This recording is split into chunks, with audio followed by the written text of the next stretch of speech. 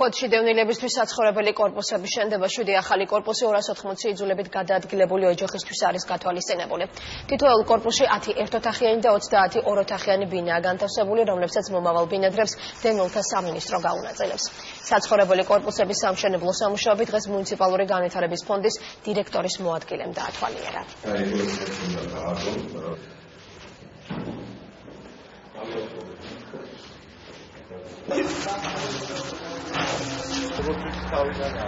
საქართველოს მუნიციპალური განვითარების ფონდი ევროკავშირის დაფინანსებით ფოთის მუნიციპალიტეტში ახორციელებს 7 საცხოვრებელი კორპუსის სამშენებლო სამუშაოებს, რომელიც განკუთვნილია 280 დევნილი ოჯახისათვის. იძულებით გადაადგილებული პირებისათვის ღირსეული საცხოვრებელი პირობების შექმნა ფონდის საქმიანობის ერთ-ერთი მთავარი პრიორიტეტია. დასაქმებულები ვართ, ტოლვილები ვართ.